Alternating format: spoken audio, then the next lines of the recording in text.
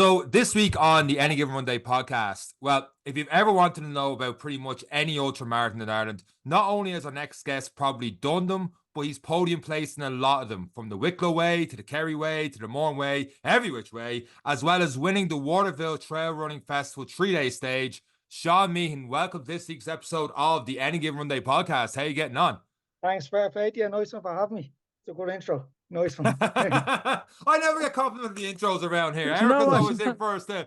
Shawnee, I give it. It was all right. That was probably the best one you've ever done. After I don't know what you did 222 episodes, you finally got a compliment there. Thank you very much. I'm very proud of that, Eric. You can ask the first question. So, Sean, now that one Sean has figured out how to do things, other Sean Meehan, what the hell went wrong with you? What are you doing ultramarathons? I don't know. I think, well, ultras in any way, I think you obviously have to have a bit mad in the head probably to do them. I like your own company is probably the best way to give it if you like going the longer distance. But I think when I started running, I don't think I was thinking about speed or anything like that. It was just always about getting further. But as soon as I got my first marathon out of the way, I enjoyed seeing how far I could go instead of thinking about, like, can I do a 5K at this speed or 10K at this speed? I just wanted to see, could I run for this many hours or for this, like, at this long, if that makes sense. You know what I mean? It was probably more down to that. Where does that come from? I suppose when we get people on, it's always about, we see the end product, and it's great for me and Sean. We sit here, we see you podium and this, and we're like, your fangirls are the greatest thing. We front row seats to hear all the stories, but everyone loves to know, where did it start? What is your background, and when did running start for you? Well, running, it was kind of a bit of an accident, I think. I think I was doing a lot of kind of boxing training and just weights and stuff like that. So I had a bit of a background in the fitness anyways, which I think helped big time. Like a lot of people in the running now, they're going back to strength conditioning. I kind of had that to begin with. But I was kind of getting into running a little bit from the odd 10K, and a friend of mine, Joe Doyle, we were out on for New Year's Eve one time. There was a few of them doing the Rome Marathon, and he says, "Will I book you onto it?" And he booked me onto it, and that was that. And I think I got back from, we were away on holidays. I got back, and I think my furthest distance at the time was like 10. It was actually 12K. I remember something like that was. And then I went out and done that exact distance, and I was broke up. I had the IT band. I didn't know it was IT band at the time, because if you ever got that, feels like it's inside your bone, like it's so.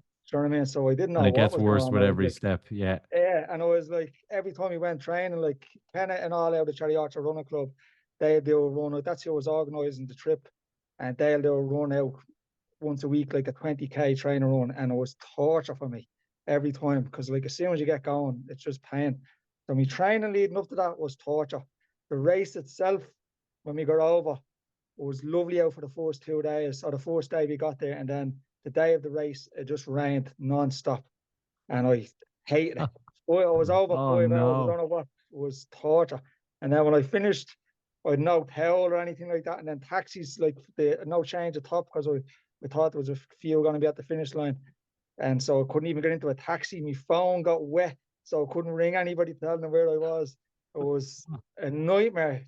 The end of that race that I have in my head was lying in the bathroom of the hotel with the hot shower on, just thinking, I'm never doing this again.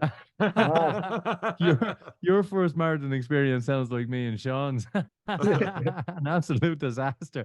But there is hope for it. Yeah. There is hope for us. We did Dublin, disaster. We've mentioned it now the last 2 weeks. Look at Sean's face when I say it. Look, we nearly killed each other doing it. It was like that, just horrible, over 5 hours.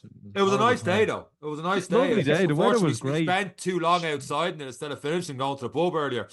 I've never spent 5 hours with Sean in my life ever again after that either. So, Cherry Orchard Running Club, you mentioned, they organised that trip. Are they the ones in the orange? Yeah. Yes. I see them everywhere in the park. Yeah. When they kicked off, it was basically, I think Kenneth started that, and he was just getting a few lads to do like races and stuff like that around. There was a small gang of them. And then that Rome Marathon, he organised a group to go over, and if there was, I don't know how many from the area, there's probably 20, 30 people from the area. And a lot of them was the first marathon. Like the club wasn't really, it was going, but it wasn't really kicked off as much as it is now at the time. And then from that, I think every year for the next 2 or 3 years, that was 2017. And then the following year, 18 and 19, we had the same kind of trips to begin to Paris and then Barcelona. And then COVID hit. But just before that, kind of was after getting the club into a proper club then as well. Do you know what I mean? But the trips kind of stopped hadn't started back since COVID, I suppose. I've no stats in running clubs, but just even seeing the amount of orange t-shirts in Dublin Marathon last year, and I probably have met you before. Met's probably the wrong way of putting it, because I remember when I did the Dundee 50k this year, like every 20, 30 minutes, I was getting lapped by 3 lads in orange t-shirts. I don't know if it was you or you were further on ahead, because you finished like 11th or something insane in 3 hours and 23 minutes. Like, but like you guys seem to be one of the biggest clubs in Dublin. I think that's fair to say. Yeah, well, I think we could be the first. We definitely are not the first club, but the first kind of club from the likes of startup like that candidate, and then the kind of the inner city, and then there's like the Liberties, like, and all those clubs kind of kicked off then after that. But before that, when you know yourself, it's mostly running clubs are mostly in nice, well-off areas, kind of. You know what I mean? Well, other than that's what they kind of were. Like years ago, before Cherry Orchard Running Club, I never seen anybody running around Cherry Orchard unless they were either chasing somebody or being chased. Or being chased. Yeah. Or they were in the boxing club. The only lads you'll see running around Cherry Orchard would be from one of the like Matchfield Boxing Club or Cherry Orchard Boxing Club. Then, like, I think even Cherry Orchard Boxing Club was after kind of set up the club. But then running just became normal. Like, I think there's the amount of people that's out now. It is amazing. We had Jennifer Fay on a couple of weeks back from Sheriff Street Running Club, and she said the same. It started as a social club with a couple of girls with a goal for charity and a walk and a charity thing. And when people start to stuck at it, the power of what happens with this community club is amazing, because seeing, as you said, is believing. When you don't see anyone running, you think, what are they running for? But now you see this bright orange taking over the streets, the Cherry Orchard, the Phoenix Park, the whole lot. And people are wondering how they can get involved and who are they and what are they doing. The colour is great. Everyone knows who you are. And it's great for the community. I think personally anyway, in terms of sport and giving people an outlet that's enjoyable. Yeah, well, when I was younger, there was nothing like that. There was the only things going around was clubs, and most of the clubs were just for when you're active. There was football teams as well, but I was fucking shit at football. I tried football. I think I played for Cork FC. It used to be a team in Cherry Orchard. I think I was brutal. I used to only get me game because they had to give everybody the game. But I don't know, I wasn't even with them long. But I just could never. I played football all the time. Like it wasn't like I never played on the road or anything like that. I just never got any better. So that never. You reached your peak at 7, and that was it. Yeah, and that was shit. Or like if there had been a running club back then, I probably would have gone into it then. And which, like, you'll see now, there's kind of has loads of younger lads like that are real young in it. And the only reason why I think kind of can get, like, other areas probably have their kind of people and so, like, kind of, but is because of a lot of the people know kind of and like trust giving the kids into the club and stuff like that. And like that's how I don't think anybody other than him would have kind of got the club to where it is, because he's known in the area and everybody knows him for being a nice fella. So when he started off a club, people thought like, oh, I'll get into this with him. You know what I mean? He's all right. It must be good if he's doing it. You know what I mean? And then people Kenneth paid us 500. He paid us 500 before this to make him sound good as well. So fair play to you, Kenneth. You're an absolute model citizen. I've never met a nicer guy in my life. But it does take someone like that, and it is that trust, and it is that seeing is believing. But along with Kenneth, people are seeing you doing great things in the orange jersey now as well. Yeah, well, it's good that I get messages all the time off people that I just hadn't talked to in ages, and just telling me that they're getting running and stuff like that as well. And just surprised, because I was never quite this kind of person that would have been like, people would be surprised and see me running at all. Do you know what I mean? Like people that I probably didn't talk to back in the days that I know from being at parties with. Do you know what I mean? Surprised and think to myself, like, is that you that I just see on Instagram running? You just can't believe it. Like, do you know what I mean? And it's good that seeing people. I'm seeing the same as well. People that I never thought be out running. I'm seeing putting, or instead of parties on their Instagram. It's not because of me or because of Ken, it's just because that's the way things are now. Like it's easier for people to do. Like it's not like not cool, but like it's not fucking it's not a It's not stupid thing anymore. strange. Yeah, Yeah, yeah, yeah. you're You know not what I mean? you're not the outlier, you're not the weirdo. It's because everyone is going on Saturday. And when everyone's Yeah, going on Saturday, it's easier to go running on Saturday. And exactly. And you're not partying. Like people are thinking, like, why do I want to be out all night on a Friday and Saturday night, and when I can go on a run on Sunday and have a bit of crack with everybody and stuff like that? Do you know what I mean?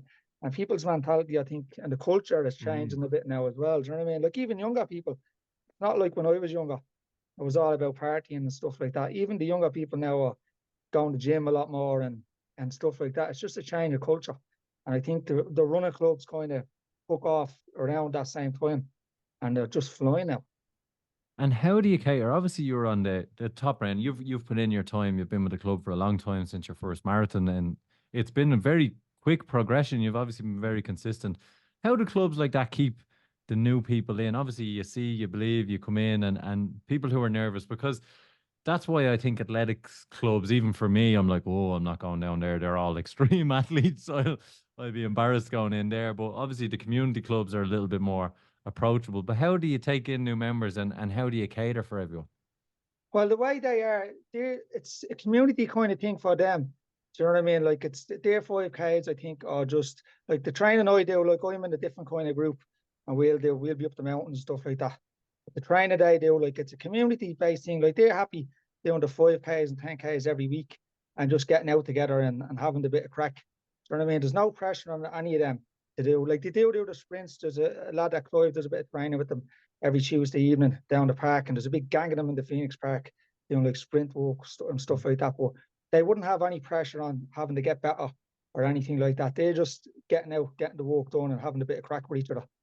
Whereas like my dad is actually does a bit with the club. He's trying to set up like a kind of trail group in the club as well, and trying to get a few more of them up the trails, because it's not accessible for as many people to go up the trails all the time, especially if you're only doing a 5 or 10K. Like people are thinking, there's no point in heading all the way up there just to do that as well. Do you know what I mean? Yeah. Your dad only paid us 50, so we're not mentioning him by name. Yeah. But it's but it is great, and it does take those people like your dad to get people involved in that, to give it a different option for different groups. And then I suppose looking back at that, you got into the community, you took on Rome, you had great leaders in the community kind of guiding you into what running was. At what point did you realize there's something here for me? Well, I think the basics of just getting further and further. Like I never thought there was that in there for me. I just enjoyed running. Like people don't understand. The people look at it and like, oh, I want to do that, but they don't enjoy the process. They don't enjoy getting out for long hours. Like a Sunday for me sometimes, even when I still was kind of drinking a bit, I loved getting out on my own and just running for ages. Like even when I could, like, but at the time when I say ages, like 20K would have been ages for me at that time. Do you know what I mean? Yeah. So when I ran out and say I ran, say from here to the 40 foot or something like that or whatever, and probably so I'll stop along the way and have something. You know, on a Sunday, like I'll be out for ages, but I'll only get 20K done. But I'll be happy just doing that. And I was just tapping away doing that for a good while until I think my first trail race, I think, was the Run the Line, because I wasn't really getting up the trails as it is. Like it's not, you don't think it's accessible. And when you're not used to getting up there, like I used to just go to Ticknock and get lost nearly all the time. But like it's mad. Even though I bring friends up there now running, and if they get lost, I'm saying, you're bleeding stupid, how to get lost? And then I'm thinking back, like but in fairness, I used to go up and expecting to kind of get lost a little bit, but still, like, and that be only doing 10K and feel like you're after doing 50. But then after doing kind of Run the Line, I was like, I'd rather do this kind of trail races. And I was following IMRA for ages. Or not following, like I was a member. I was signing up every year, and I didn't do any race because I thought IMRA was like a kind of a club or a clique kind of. Like I was thinking, like I don't really know the money up there or anything like that, so I didn't really want to just rock up on my own, not realizing how the race works or anything like that. And other people were telling me that I knew were saying, like, just head up, like they're all sound. And then the first one I done was actually the Wicklow Way Ultra. And when I signed up to that, then I said to myself, just why wasn't I doing this all the time then? Because I just, after that, then I done, I think every Imra race for the rest of the summer then. That was not last year, the year before, and I was only with Imra since then. Like, and before that, I think when I seen those longer races, say like Kerry, I kind of was just thinking, aiming for those, like the Kerry Way. I was kind of in my head that I could do that, because I think, like, I was looking up, even though I wasn't doing any Imra races, I was looking up for all, like, who was like this, who was the times people were winning them, and like the names that people were doing them and stuff like that. And I just wasn't doing any of the races, the big races themselves, you know what I mean? Until my first Wicklow Way. And I think that was after doing a couple of ultras as well. Like, I done the Kerry Way before that. The Run the Line is such a great trail run to get people into running, the 13K or the 26K. That was my first trail run as well, and I fell in love with it. But I want to go back for a second, because I want to go back to you in Rome, watching that hot bath. You're soaking wet, and you're like, never again. At that stage, did you enjoy long runs up to 20K, and that keep you back into running? Or was there unfinished business with a marathon? Or was it, as soon as you started running, you straight away enjoyed the process? No, we hated that process, because I was injured the whole time, basically training for that. So what changed? I had Dublin booked already, Okay. training for it. So like training for that, I was thinking, like, I already had in my head I'm going to do Dublin. Do you know what I mean? So I think as soon as Rome was out of the way, I kind of had like 2 or 3 weeks where I just let myself settle. And then just once I start running again, the pain wasn't really there anymore. And straight away, I was enjoying it. Like, it was just, the runs were just, every run was probably 10K or whatever. And it was so much easier. Like, it wasn't torture. Well, it probably weren't all like 10K and all. Even if back then a 5K would have been like a 10K to me, but I was enjoying every run. You know what I mean? So it was kind of, there was no pain or anything like that then. And then when I did do Dublin Marathon, I didn't do a massive time, but I think I done like 4 hours or 4 hours or something like that. Or I remember I finished it with my dad and Joe Doyle that got me running, and the three of us done it together. And I remember it was just, that was it then. Like, I was hooked. You know what I mean? I wish if that had been my first marathon, I probably would have enjoyed it a little bit more than if I was trained for it. But I was after that, I got me buzzing down for it. That does connect now. It makes a lot more sense to me, because you went from, absolute despair in Rome. All of a sudden, you're in Imra and everything else. Like, hang on a second, there's something missing there. But now that you said that and you had that experience of the good marathon in Dublin, it all makes sense. I'm assuming that after Dublin, you were like, because it seems to be there's 3 ways you can go after a marathon. That you're like, that was torture, I'm never doing it again, which almost happened to you in Rome. And then when you finish your first one, it's kind of like, I either want to do it faster or I want to go longer. And it sounds like you went down the I want to go longer route. Did that happen almost straight away then into the trail running? Yeah, I think so, because the minute I finished, like, the way I used to drive around listening to Audible books and stuff like that, and everything was about like Scott Jurek and stuff like that, and about all those kind of ultra running stuff. And that was just kind of like in my head then. Do you know what I mean? Like, I was watching, before I was doing any proper runs like that, I'm watching stuff on YouTube, like about training and everything else constantly. And I wasn't even doing any of the training. Like, I'm watching stuff, I'm going to do that. That's exactly what I do. Yeah. I am the fittest man on the couch. I swear to God. I still do it. I still do it. I'd be out on a run and I'm saying to myself, next week I'm going to start my training off, going to do this, going to do that. I'd be writing it down sometimes, me training week or me plan for the week. And I train for the week, but I never do what I plan to do. All kind of goes out the window a little bit. Structure, obviously, when you're looking at the likes of an ultramarathon and you're looking at that, obviously you did a good time. You finished with your dad, who will never be named, and he's Sean as well. He's Sean Boland. We have to charge him more. But it's what point of, do you still train yourself? Are you still educating yourself? Obviously, YouTube. A lot of people.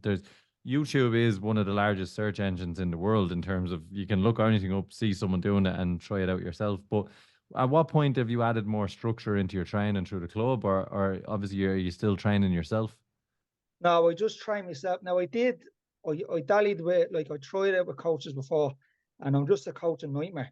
Like, I think my first time doing a bit with a coach, like I'm booking races non-stop. I was like every other week. So they give me a trainer plan, and every other week I'm Doing a booking 10K. different races. Yeah, and the first coach I was with was the time when I booked on for the coach. I should have been resting. It was after a big race, and it was some of my workouts were too complicated for me, and I was like, I don't have the head for that at the minute.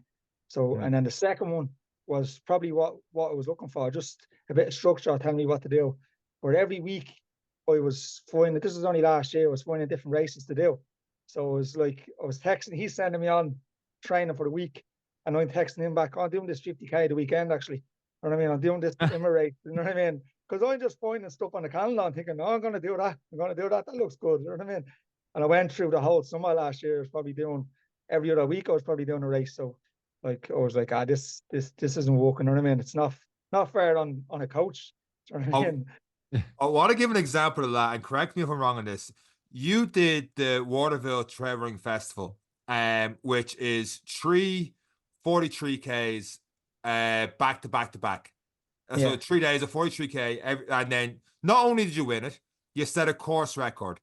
And then 2 weeks later, you did the Glendalough Marathon, which is the lap of the gap, 700 meters of elevation. You came second. Is that right? 2 weeks apart, then you went straight back into marathon race pace, and you felt great. Well, last year was I won the 3-day stage one last year. This one was the continuous one. Okay. This year. But last year I done the exact same. I done the Waterville one. I think it was 2 or 3 weeks after I done Glendalough lap with the gap, and then I done a race up in the Mourne Way Ultra. I think that was 80K. I think that was like 2 weeks after that or something. And then I think I don't know if it was the Thoroughbred Marathon. I think around the same time. And then I done I think the Slave Bloom one, all in the space of a couple of weeks. Now I wasn't doing them at colossal times or anything like that. But I was like, gotta push back on that. If it's the same year I have in front of me, you came second in the Mourne Way 82K, and you came third in the Kildare Thoroughbred Marathon. Yeah, but colossal fucking times. but the Mourne Way one, in fairness, like there was nobody. The way that worked out that race, like he went out. I think 2 lads went out really fast, and then I think I ended up just running with a lad in third. But one of them clamped up, and one of them went the wrong way. So we should have been really third. I think he got disqualified. But there was nobody chasing. It was a hot day, and there was nobody chasing me. So the lad that was in front of me thought I was chasing him down, and I was like, I'm just taking my time. Like there was nobody really racing me. You know what I mean? And even when I got to the finish line, that poor lad was out there killing himself to rip ahead of me, thinking I was chasing him down, and I wasn't. I was just hopping away. So I'd say it was a tough race for him for that kind of force, but see, like it kind of, I was still good to come second. I got nothing for it, not yet, no trophy or anything like that. So what? But it was like, Not even a medal? I hope you got something. I was only talking about it today because this time last, it was the Mourne Way Ultra. When I was booking it, I had on the booking that it was, I think it was the 9th of June, and I was the Kerry UltraRunner Club were doing a race on the 10th. So I was going to do that and then just volunteer at the Kerry Orchards Club one. And then I got an email then that week, like having your hotel and all up there booked, saying that was the registrations that morning on the 10th and stuff like that. And I was like, that can't be right. And they just, I don't know where they changed it, but they didn't tell anybody to change it. But I always sent some screenshots of where I booked it, where it says that was on the 9th, and they just, well, it's whatever. But then, but Cherry Orchard done a 10K, and that the same day, and 4th, 2nd, and 3rd got a big glass 4th place, 2nd place, and 3rd place trophy, and I got nothing for doing an 82 play. That's not right. Going back to all that the race and stuff there, you're doing something right because you're clearly not getting injured going from race to race and race, getting all these podiums. What do you credit to that? Well, going to the physio, I think, was the best thing. Last year, I done after Waterville last year, I didn't take much of a rest, and I didn't go to the physio straight away. Normally, after I'll do a big race, I'll always go to physio. I go to elite physiotherapy in Clondalkin Village. Gavin Crawford, he's brilliant. But I didn't go this time because I just thought I was going to take a week off, and I ended up doing an IMA race and getting caught up into a race. and probably only did about 4K, and it was only a 10K race, and then I just had a niggle then after that for the rest of the summer. Now, in fairness, I wasn't really, once I got running, I wasn't bothering me, but I assessed myself, I'm never gonna like miss out on the physio before or after any race. So like as soon as I got any race done, I was straight up to the physio. As soon as I got not even a race, a big run, I'm in with the physio, and I just got a deep tissue. And the minute I'm finished a big training run, I'm straight in. So nearly every week, or probably even sometimes 2 weeks, I'm in with the physio, and I think that's the best thing that I've ever done. Because even like I bounce back a lot from most of my training and runs, like, and even but last year, like my miles, if you look at the kilometers I was doing, I wasn't doing as much as a lot of the like lads are. Like you'll see some of the lads do have 100 miles and under the belt every week. Like I was just tapping away and then doing a race, tapping away and doing a race. Like now this year I'm trying to up my mileage a bit, but like people will be saying to me all last year, you're doing every race. But I was probably doing, the people saying that to me, I'm probably doing less like running than they are. Do you know what I mean? It's just that I'm thrown in a race here and there. You're looking after the body as well. What is so special about Waterville, the trail running festival? I think it's just something about, I think, the buzz down there and stuff like that, and it means a good bit to me and the lads. Like there's a good lads that crew for me, and I think this year was our third year doing it, and the atmosphere and stuff down there, it's just there's something different about it. Like, and I like the way they're not trying to commercialize or make it a big deal. And Simon down there, like it's like that runs it. He doesn't. It's like he doesn't want it to be a big, huge thing. He wants it to be that small, little race. You know what I mean? And it's that kind of makes it a little bit better. And because he says that, but he gave us 500 quid for you to mention him on the podcast. No, I'm only joking. I have to stop doing this. Yeah. People think I'm fucking made of money. We're made of money now, Eric. Yeah, but on top of that, it's lovely down there. It's gorgeous. Like this year, I think, like sometimes it'd be a bit rainy and stuff like that down there. But this year, like there was times I was just, probably because I was out on one continuous, had more time to look around and think, Jesus Christ, it's actually nice. But it's unbelievable, the views down there.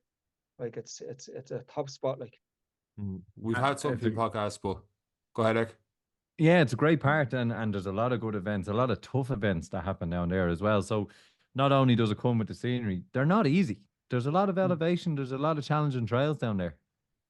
Yeah, well, like you think I'd know. I don't know how many loops I'm at to do now. I done the marathon the first year. I went down, and then I done the 3 continuous loops, and then every time you do the Kerry Way, you go through Waterville as well. So I've been down there loads of times. And this year, while I was training away, like the footwear and stuff like that, I thought I was going to use wasn't what I needed at all. Like the terrain is it's a bit unforgiving down there. Do you know what I mean? Like there's like running up and down on some sections, you're on your arse. Do you know what I mean? If it's a bit wet, you're sliding around the place. Now, it's not. You're not going to hurt yourself. It's muck you're falling on, or it's like in my head, I was trying to thinking, I'm just going to keep a nice pace, run this and at my own, but like go with my heart rate, all this carry on in my head. But there's some like Takeshi's Castle. You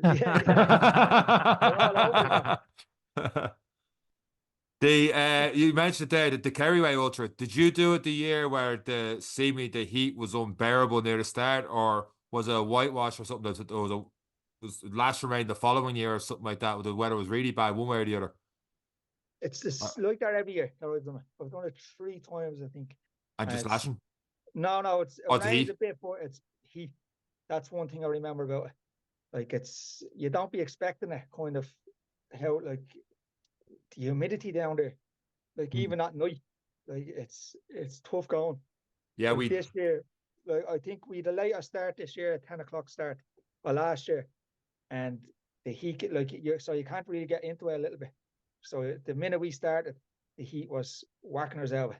And like I don't know what it was. I think it was a big DNF rate. Like most of the lads that went out went out in front, all DNF'd.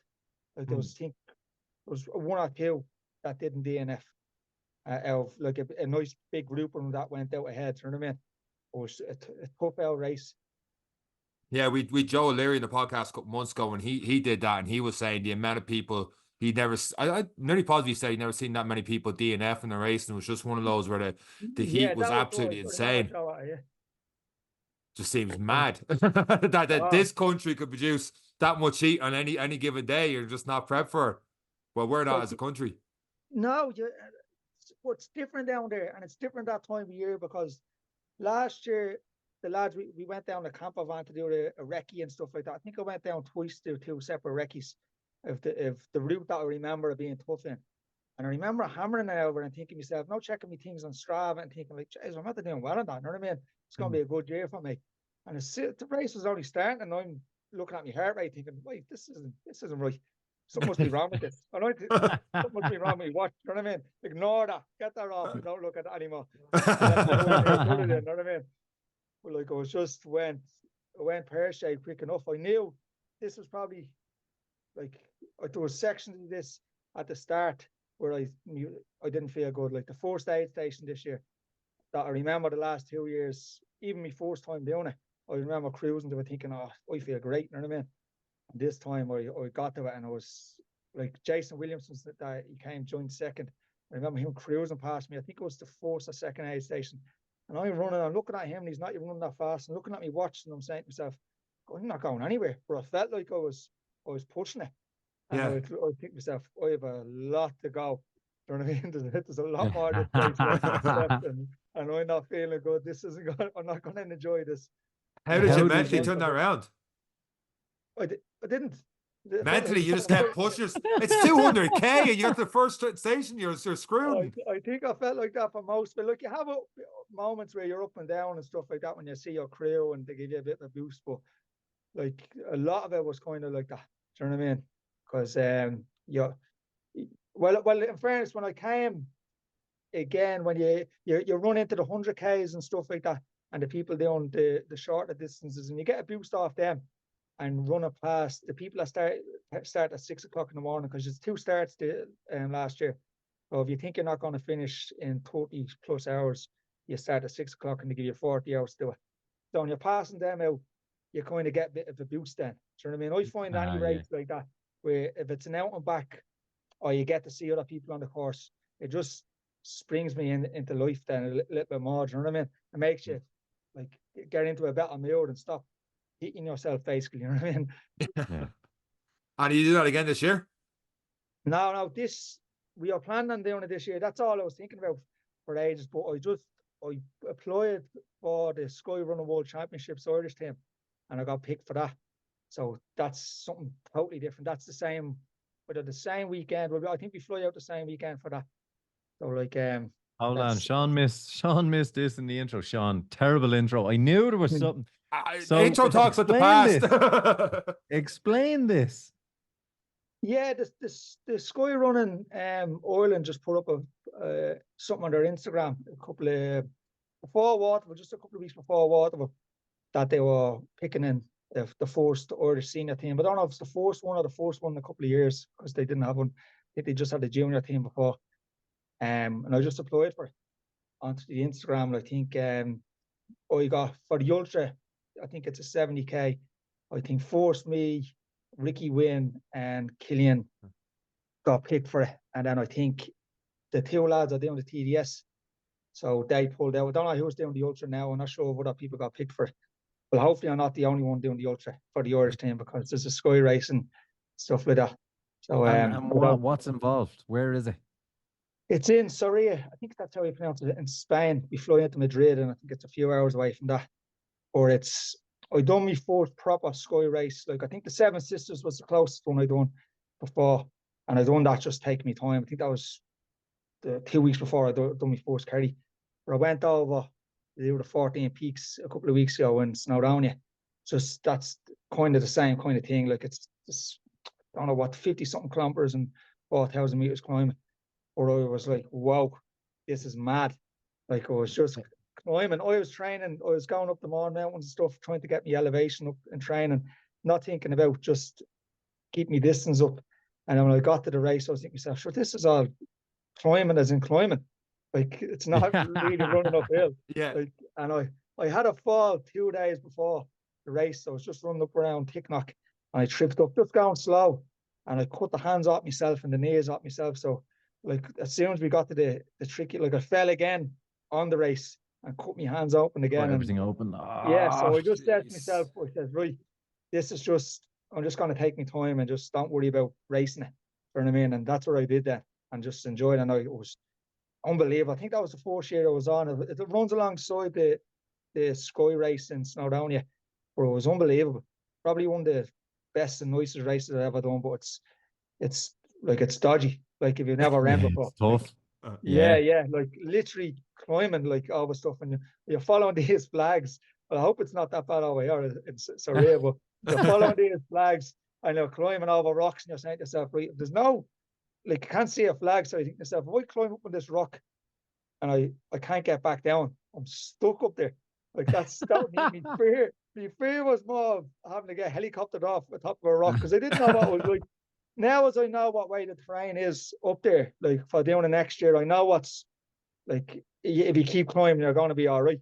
Do you know what I mean? Yeah. Like I just had no idea what was like at the on the ridges. Do you know what I mean? I was just thinking to myself, I'm going to be stuck up there like a bleed sack. Do you know what I mean? And the shoes I was training in, I did a couple of runs up the mountains with them, and I was like, these are great. Like these will do the job. And as soon as I got to any West Stone or anything like that at the start of the race, they were Ice rink. falling all over the place. And then Oh, jeez.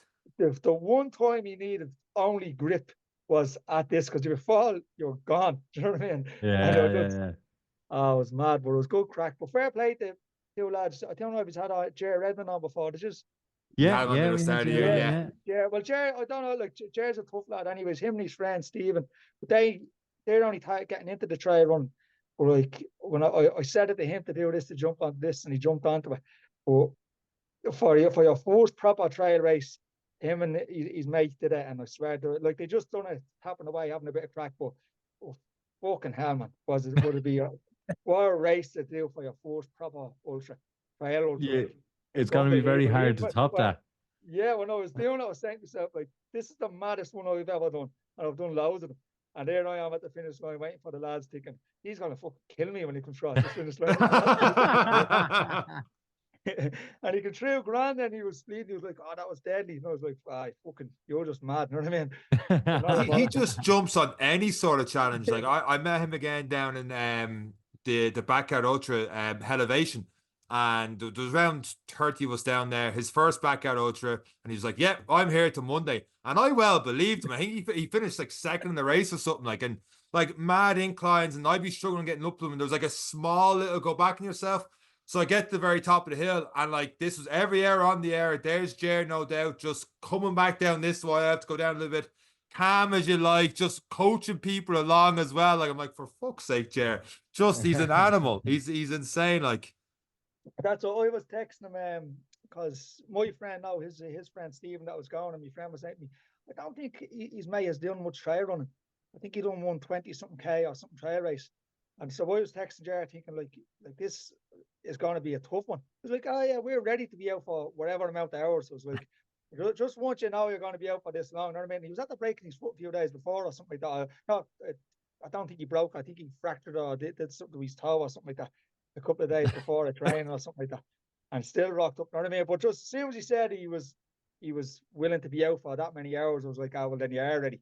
Because that's what sometimes it's more about than anything else. Once you have in your head, right, if you look at the cut-off point and say if it's 16 hours or whatever it is, if you think you can stay out for that, you can do it. So, you know what I mean? You can, no matter what the race is like. Once you have in your head, like, I might be out here for till that cut-off, and the race gets much easier then. So you've come through the hardest one. You've done probably the most satisfying as well. Like Kerry, you love the Waterville, but something that makes you go, no, this is kind of a little bit scary is good. When you come down to you appreciate it a bit more. How good does it feel for someone, you know, when you're younger, you're saying I wasn't great at soccer, I wasn't good at this, to represent Ireland, to get a green bib, to run a race. How does that feel? Unbelievable. Because when I first started even doing the IMRA, and you're seeing you can qualify, like you're following the IMRA page and you qualify, and you can see that, you can qualify for these IMRA races and stuff like that. Like you're saying to yourself, like, what?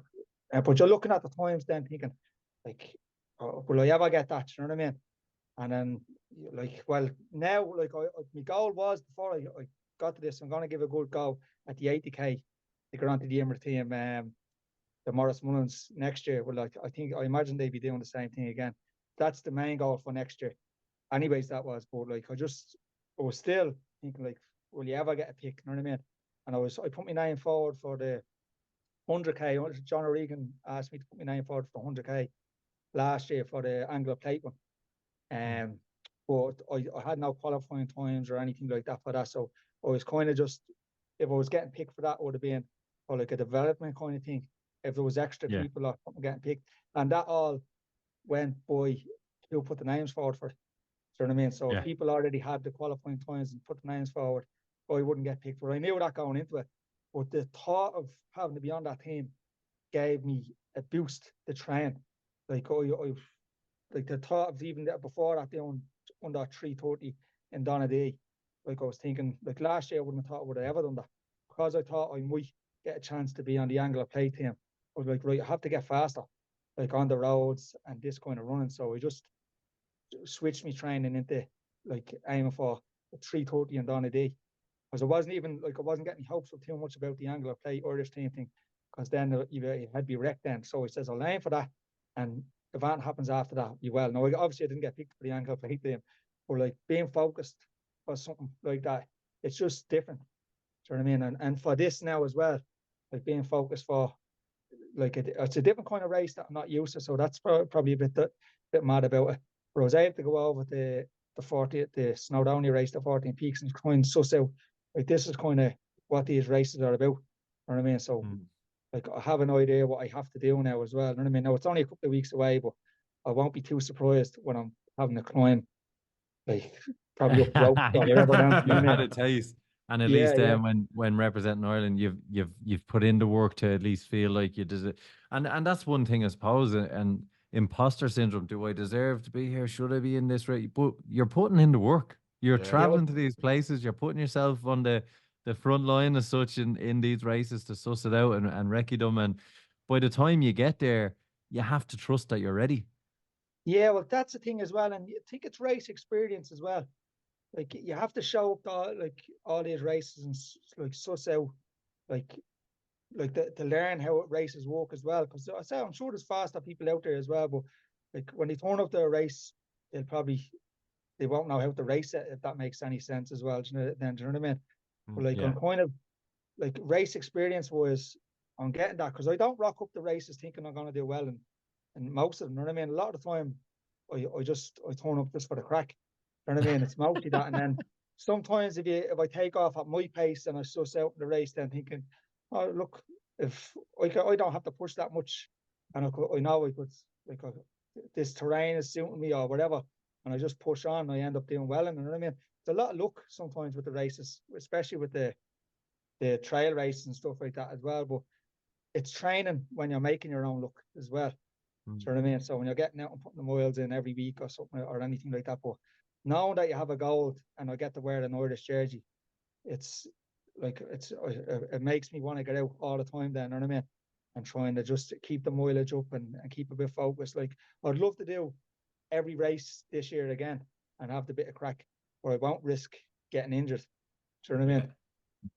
It's class you have that mindset and approach, because like, one look at your Instagram and all the races did last year, like, one of my questions was going to be, which one's the important one here? Because you're podium in all of them. You're put from I look at it to get second. I know you said different things happened in Mourne Way, but look at it. It's like, well, he definitely raced that one because of his finish, and he definitely did race this one. He definitely raced the 3 marathons in 3 days, a continuous one, and all the rest. It's like when do you almost smell the roses and just enjoy a race from joining the race? But then when you're talking about it, you're like, no, actually, that was a training run towards this bigger goal, or Donaghadee was to get towards, getting the Irish bib and all the rest. And that is class. It's not just crushing the body through every single race and going all out. And then, like, the way you look after yourself afterwards, it is class.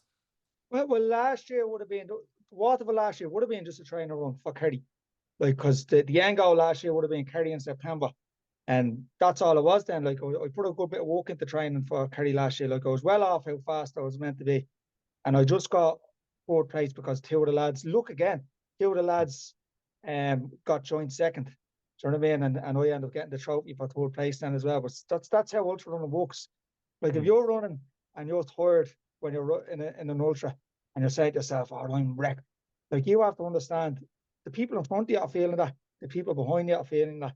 And normally, if a group goes out, like it's not just Kerry Way last year. Normally, when a big group goes out with an ultra, half of them only finish where they're going to finish. Not even that sometimes. Like I done Snowdonia, the always aim high. I came second 2 weeks ago. That wasn't that. But I just booked onto that because the terrain and everything kind of suited me. And I said, I want to do a race of like this far out and prepare for a proper, like the week coming up the way, like, because I didn't prepare proper for the 14 peaks. But this, I was going to, like, watch me food for the week, eating right that morning, and get me nutrition right during the race. And the terrain kind of suited me to do that as well. Like, well, I thought I did, and anyway, like, it was the last, I think it was 1,000 meters climbing in the last 10K or something, like the last 15K or whatever. But I came second in that from doing that. But at the start of that race, like one fella went miles out ahead. No, I didn't even worry about him. I says, I was wrong myself, but I thought he's never going to keep that speed up. And another group went out, say about 4 of them, went out like ahead of me then as well. And I was thinking to myself, right, by judging by what I know from the experience, I'm going to come four second, I told you, because they're definitely not going to, that whole group isn't going to keep this pace up. And the fourth fella looks like I didn't even get to see him at the start line. He went out that quick. He ended up finishing. Anyways, he was good. But I didn't expect him that. And then what happened then was the group that was around me all fell off. And my friend, Philly Slattery, that's in the club, he only started running with me. And he came second in Waterville, the 2-day one this year. He came third then. So both of us, I came second and he came third in the podium. And I just walked out because the mindset he's after getting from the last time, he's always out running with me, is that just keep that ultra mentality. Like, think anything can go wrong. Just as long as you'll keep pushing, like, you might still get there. You know what I mean?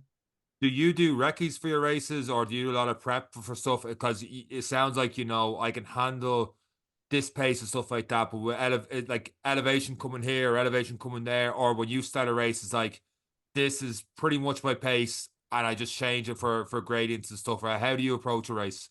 One of those long races. No, I'll just start at just how I feel. It depends on it, because anything can happen on the morning. Do you know what I mean? You could go up on the morning and you'll have like I'll go back to the 14 peaks again. Like on that morning, the lads wanted to kill me. I booked some hostel over there because there were so many of us going over, and the place was a bleeding shithole.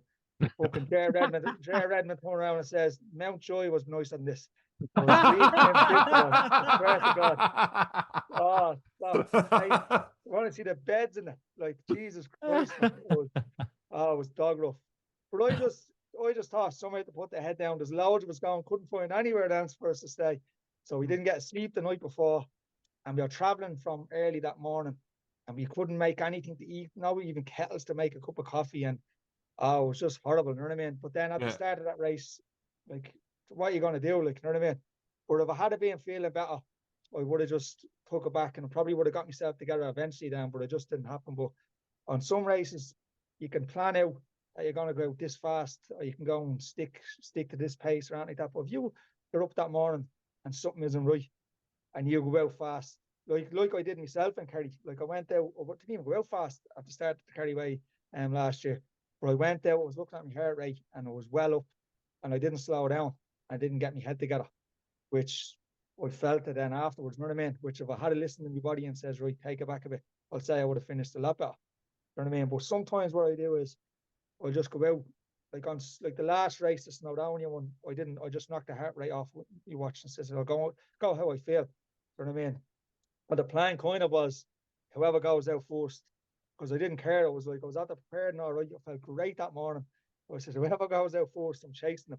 And this fella went out like he was running a fucking 5K. That's all. Sprinting out. It was like somebody turning up to a 5K park phone and vapor flies and taking off. And we were a load of grannies bleeding at the back thinking, fucking, who the fuck is this fella?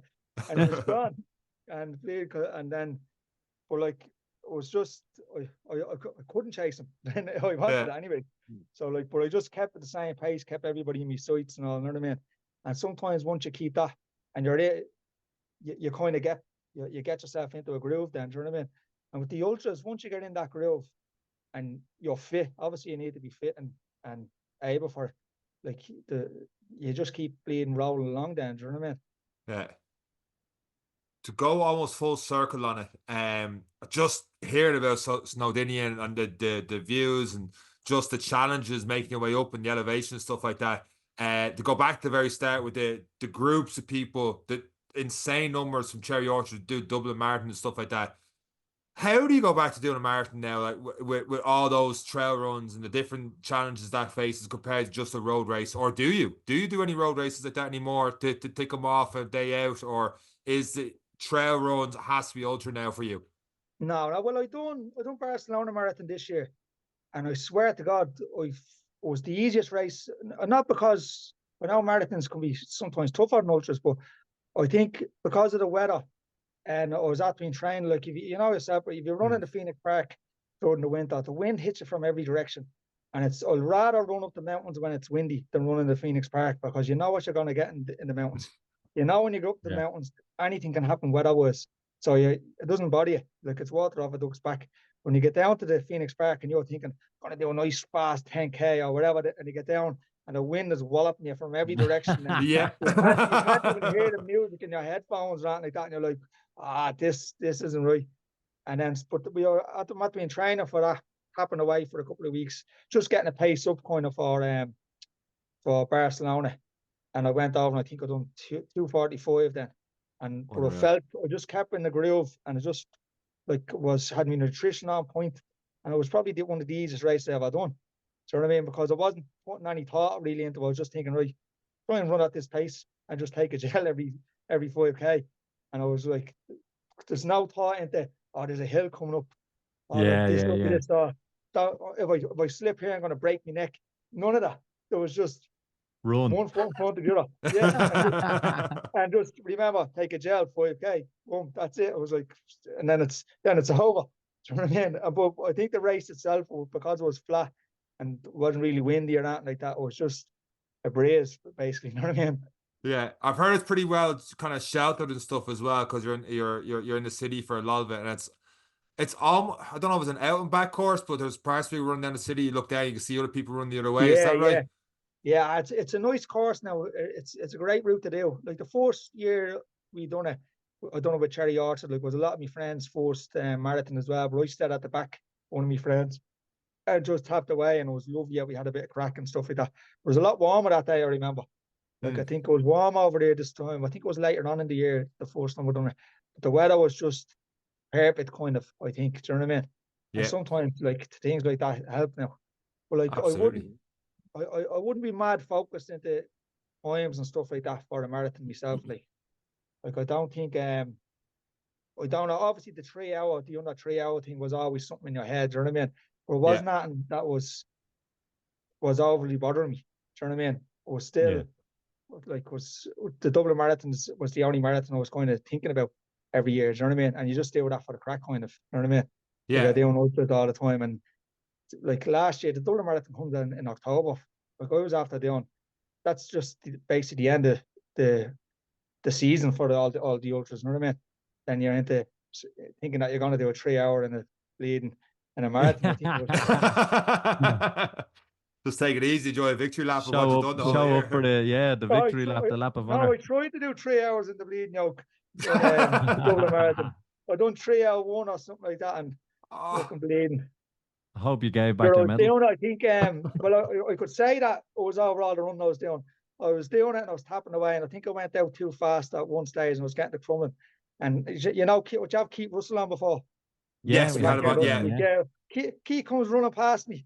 It's like he was only to get back from the World Championship. Tennessee, yeah. I was like, fuck off. And it was running with a fella, and I was like to myself, he's only back from the World Championships. He's not been running 40 plus hours or whatever it was. What's it, 70 or 80 hours or something like that? He did 70 plus hours. I think he did. Yes, something like that. And he's still ripping by me. You know what I mean? I thought I was still on for 3 hours at this point. I was like, this is mad. It's kind of bleeding.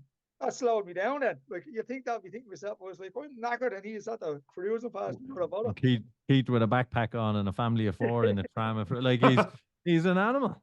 Fair play, He's man. something else. That was literally a week later, I think it was, after Tennessee. Yeah, Like, 'cause yeah. I heard he was down there, and I was like, there's no way he's actually doing it. He's probably just, just seeing people there, whatever. And then afterwards, seeing on Instagram, like, how, like, did he, and like, well under 3 hours as well. Absolutely insane. Not about it, man. Well, he must have been, I can't remember what he done, but he went past me. I think I was on for 3 hours at Crumlin, because the chap I was running with actually done 3 hours. I think I run that 3 hours, and he ripped past me. That's what I felt like. You know what? Like when they rip past that marathon, he probably just cruised past, and I just thought, Jesus. May as well have ripped past you. Yeah. Go ahead, Eric. Sorry, work away, Sean. No, I was just gonna say I'm conscious that we've had you nearly an hour now at this stage, Sean. I don't want to keep you too much longer, but I have to ask, because of the distance, and you're chasing the distance. You've hit 200K at Kerry. I know you're going into the mountain kind of races and stuff like that now. Do you have an urge to go longer? Or do you feel like when you've done something like a 200K Kerry Way, you're kind of like, you know what? I'm happy with that level distance. That has challenged me to get that far with it. Now it's a case of getting faster and Irish jerseys and all the rest. No, well, everything probably depends on what happens on the Morris Mullins if I get on the Irish team. Yeah. Or not, you know what I mean? But I'd love to do, like I says before, that if I was doing Kerry this year, I'd be taking a break from it, no matter what the result. Like, I love to win Kerry, obviously, but no matter what the result, I'd like to do something else. But I'd always, since I started, I was always looking at Spartathlon. I think I seen Stephen Murphy was on the other day. Yeah, talking about it, yeah. Yeah, he's a different kind of talker than me. I'm more of a mumla. He's stone. He put his stone every extra couple of meters every time and all and stuff like that. Yeah. But yeah, I was listening to him talking about when, like, I imagine he'll do very good in it. But when I was looking at it, was when I first was starting, that's what I was kind of looking at. I have to, he murdered the name as well, but Fidifis or Fidifis, whatever his name is, he couldn't say it either when he was talking. I have a tattooed on my leg, the first marathon runner, but that's why I got a tattooed on my leg, because it was the Spartathlon thing. I was kind of looking at that, you know what I mean? And I still but then when I was looking at doing that, Kerry just came up. And once I done Kerry that one time, I don't know what it is about it. It just kind of sucks you in it a little bit. Like the Dublin Marathon. Yeah, and there's, because the crew that comes down, the same lads, Wacko, Barry, Joe, and Bud and all, like, it's like, it's something we look forward to every year to go down. It's not just me running it. Do you know what I mean? Like, it's hard to explain unless you're down there with a crew doing it. Like, the atmosphere and the buzz about it and stuff like that. I don't think there's much races like it. Do you know what I mean? Yeah, like, it's hard to explain. It's like that for me and Sean in terms of Dublin, and when I'm back in Ireland, it's just something that's in the calendar, because we like to sit in Dublin and chat afterwards, maybe have a beer afterwards and get a dirty kebab after. It's just part of the calendar and something we enjoy to do. And okay, you have a short run to do. Kerry Way is a bigger run to do, but obviously once the weekend is in the calendar, everyone enjoys it. Yeah, well, like, we're all like, my mates are just buzzing for that straight away as well. Like, the first year I done it, loads of them came down and crewed from me, and I thought they were lying when they says they loved it, because they're out for, I think it was 35 hours. I think was my first year, and your friends are taking turns crewing for you and stuff like that. And then afterwards, they were all buzzing for it.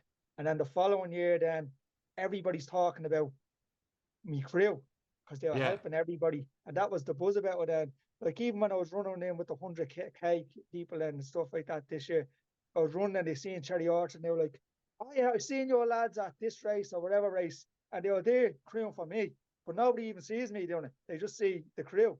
Like, I don't walk up and people saying, "Oh, where's your runner?" And they're like, "Oh, this is who we're crewing for." Yeah, I'm like, "Oh, that's him." They don't even know me.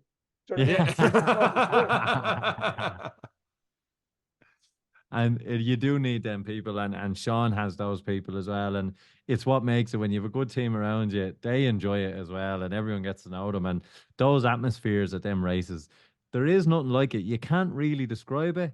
it's one of those things, once you experience it, you never want to let go of it. Yeah, exactly. Like my friends, like there's still a lot going out there Kerry this year from Cherry Orchard, but it won't be this. Like some of my friends are still coming to Spain with me. Like even one of my friends, I give him a little plug, Joe Doyle, entrepreneur, and his thing. But he's actually the lad that got me running first, and he's had to be sponsoring me last couple of trips over the Snowdonia and stuff like that, because it makes a difference as well. Like the trips, like I work for myself, so I have to take time off work to go to or running and stuff like that. Running, you don't think running isn't expensive, but like when you It is. Oh, it It is. is. It Take it on. is. yeah. The lonely amount of races you're doing, that was the first thing that popped into my head. Like, geez, this guy must have some fucking job. The amount of runners and all you go through, like it's just lucky enough. I probably have I don't do much else. Do you know what I mean? Like it's just probably walk and run is probably all I really do. But that's what Joe is at the, like he's helped me out with one of the last couple of training trips and stuff like that, and the trip off to Spain then as well. Do you know what I mean? Which is helping enough, and they're coming over the crew for me and the rest of the Irish team if any of them need it as well. So it's good to have a couple of the lads crewing over, and it wasn't even like I was had to ask anybody to do it. As soon as I said I was going, like they were all going. Do you know what I mean? So Brilliant. yeah, it was That is cool. class Like to have. it'd be good crack when we're all over there with the Irish flags and everything else, and the Cherry Orchard Runner Club flags. And look, Class. I'd say there's no better feeling. There will be no better feeling. We're looking forward to seeing how well it goes for you. We're excited that the crew are excited for you. The club is doing great. And again, a big shout out to Cherry Orchard. We are very conscious you're a busy man, and we are so grateful for your time. We wish you all the best. We hopefully will have you on towards the end of the year when the season's over, and we can probably get a recap of how it went in the green jersey. But it's been absolutely amazing hearing how humble you are, and how great it is that you've come so far with such a short running career, I suppose, and starting in the community running with your dad, who'll never be named, and and the others. But it's been a privilege having you on, and great to have a front row seat to listen to your story. Legends, that's fair play to you. Right, thanks for having me. And that's it for this week's episode of the Any Given Runday podcast. And myself, Sean, and Eric. Take care.